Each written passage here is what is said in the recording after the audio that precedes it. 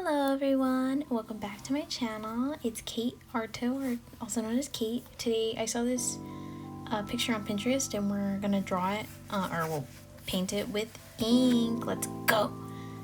So I already kind of started, I know I'm cheating, but what I decided to do was I'm gonna sketch it out and then start with Speedball ink. I got this at Hobby Lobby for like, I don't know, I think $4 or something. Really expensive for ink. And then of course pen nibs, again from Hobby Lobby. Like they were in the ink section, if you go ahead and look. But anyway, so I guess why I am working with ink. So there was a moment in my art class that I had, I worked with ink and it turned out really bad. Like when I started, it looked okay. Like the sketch was awesome because it was charcoal and like pencil is what I'm really good at, as you can tell. But the thing is that it didn't really work out because the paper was not made for ink. It was not made for, you know, like holding down water heavy, like heavy level stuff. And the sketchbook that I'm using right now is the Canson mixed media sketchbook, or I guess coloring book. It's really good for acrylic paint, for watercolor, and pen and pencil. So like you could make a sketch and, you know, use ink on top of it, which is what I'm doing here. Something I noticed with ink is that ink is kind of like watercolor. You have to be quick with it. You can't, like, if you let it dry, it'll dry darker than what it's supposed to look like. Layering does matter, and you know, when you keep a close eye on like where and what you're painting, you have to be like almost like you already have a plan for where you want stuff to go, because you can't erase. So it's a really tough like media, in my opinion, to work with. This is my second drawing, I guess, in ink, but to be fair, I drew with pencil, and what I noticed with this is that if you're gonna draw before you put ink on your work, you have to make sure that your work is completely perfect. Like you cannot mess up. Like there is no room for mess ups. Like you have to commit, like it has to be the cleanest sketch in the world. And that's something I really dislike about ink, but I also appreciate because it kind of forces you to like look at your work and really appreciate it for what it is. And like if you get it perfect enough, it's like great. So once you get it perfect, you're like, oh, I'm really proud of this. But on the other hand, is like once you get it perfect, you're like, fuck, if I use like too much ink, or if I mess up and I can't erase, like what am I gonna do? And it gets really frustrating. I don't really use an ink pen all the time. I use a paintbrush, like a watercolor paintbrush. And what I noticed with that is you need to use like a really thin one. But for big splotches, I'm gonna be using this pen with this nib. I don't remember what the nib is called. I'll take a look and I'll put it in the description and all the items I used in this video.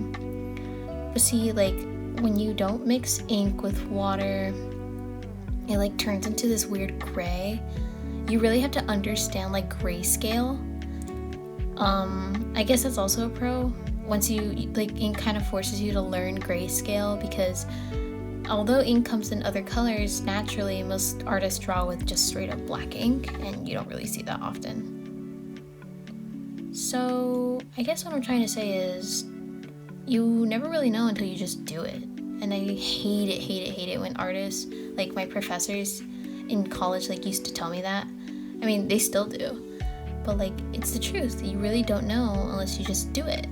And I guess just working it out, like work with it, make your ink like intentional, where you place your ink intentional, because you never really know like where you're like the art is gonna lead to.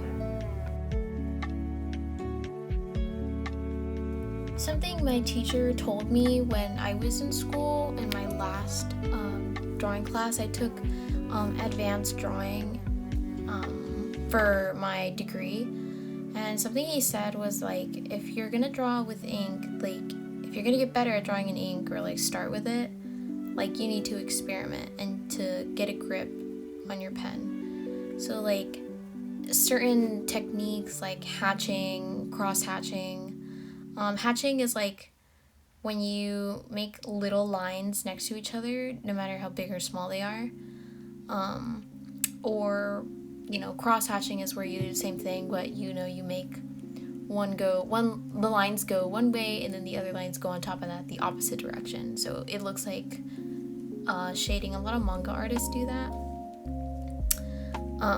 Something I noticed too along that is like contour lines and getting your sketch right the first time, like I said.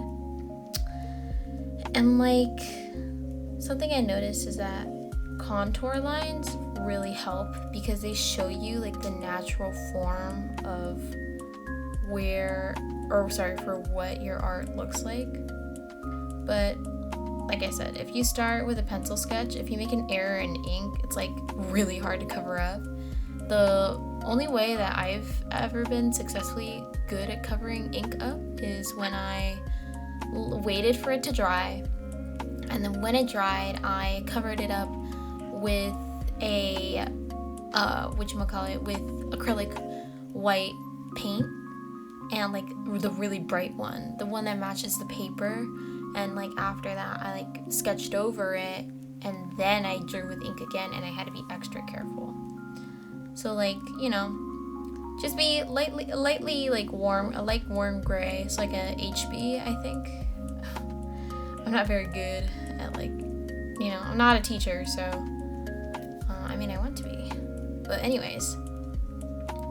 So if you pay attention to like how your art is going to look. So for this one in the picture, she's like looking down, she's looking up, but her head is down. So naturally her face has a front, a side, and a bottom to it. And we want to acknowledge that by painting the ink in darker in certain areas and, you know, painting it lighter or not painting it at all. Something I really like to do is I will get water and mix it with my ink, and that's a way where I can get different shades of ink, you know, like color theory and stuff. Color theory is the one thing that freaks me out. I will do a video on that. I don't know when, but I will. But you know, like when you're exploring like different textures within the art, like you can, you know, you could do stippling to show that the person has freckles on their face, or that they have acne or some type of skin like texture on their face. You can really do a lot with the little techniques you learn with pencil with ink. Something I like to do is to get abstract. I'm all right at drawing realistically. I want to get good like the old masters, but you know, for now we're just working with abstract art. And for this one, her face is a little abstract. Like we're making the lines sharp in certain areas, and the lines like really blended well. Like we're making it round. We're not making it like we're intentionally making it so that we know that this person has like, you know, greasy hair. This is a way where we will show like how we can use loose lines and to give the hair like energy. And so the energy that we're experimenting here is, you know, greasy, so it almost looks wet in a way, and that is really helpful because we're using ink, you know. Working with silhouettes is simplicity, like what the creative block says, like creativeblock.com. Like simplicity can be incredibly powerful. So like if you add your figure's body language, it'll hold up a silhouette. You're on the right path, you know? Something I like to do whenever I'm making fur and like certain textures like that are hard to draw and like grass and stuff, I use like frayed brushes. So like if you see that old like busted Crayola watercolor brush, like take that thing out of the trash. That thing is perfect for hair. The thing is perfect for fur, perfect for grass, perfect for whatever you can put your mind to. Use clean lines for faces. When you're drawing characters, like the creative block says, one of the most important things is to get the face completely right the first time. So varying your line weights brings energy to any kind of drawing. You don't even have to use like ink like this. You can use pen ink. If you are wondering why, like whenever you make a sketch and whenever you do line art, so you draw it over with a Sharpie or you draw it over with a pen or the Copic pens or whatever, or Woohoo pens, like whenever you notice like your sketch looks so much better than your like line art, it's probably because you didn't do line weight. And line weight is when you add thick and thin lines. When you go into certain corners, do they blend or do they just meet in the middle? Like, I'll do more of a heavier topic video on that and like how to use that and how your sketch could go from looking like a cartoon out of a catalog to how your sketch looked in the first place.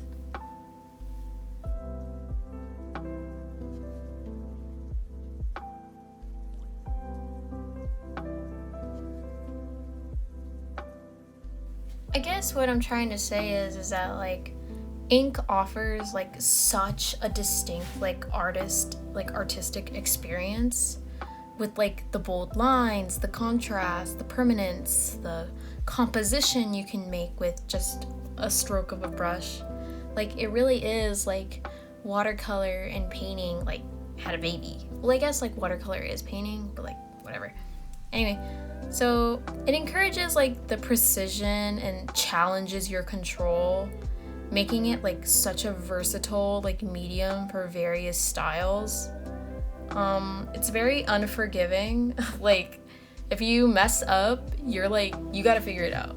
But it can lead to like such unique and expressive outcomes, which fosters like creativity and artistic growth, you know? But anyway, I'll stop yapping and let you enjoy the, little time lapse of me working on this project. I do want to talk about the relationship ink has with watercolor, but I'll let you enjoy this 5 minutes of the video without me talking.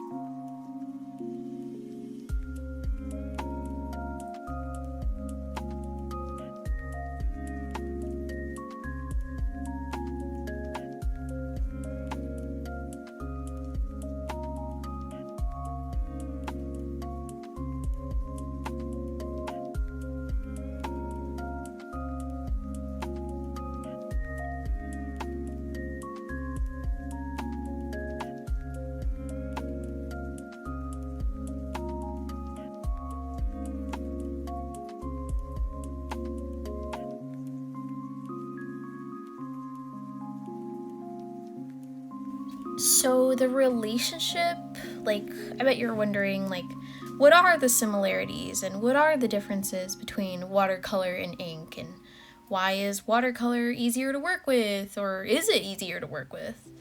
The similarities between watercolor and ink, like, include their fluid nature. So both have water, right? And the potential for creating transparent effects. And transparent means that you can see through it. So if you're looking at the video right now, like, you can see, like, I'm using little drops of ink, but you can still see what was underneath the ink. You know, all the sketch lines, all the water lines. Like, you can tell that it's not just, you know, like, just ink. It's definitely more than that. And, you know, the potential for both effects can create transparency. And both mediums allow for layering and blending. So, you know, you could tell, as you can see, like, I'm layering more gray on top of this area. And if this area needs to be shaded more, I'm adding more to that area, if you can see in the video.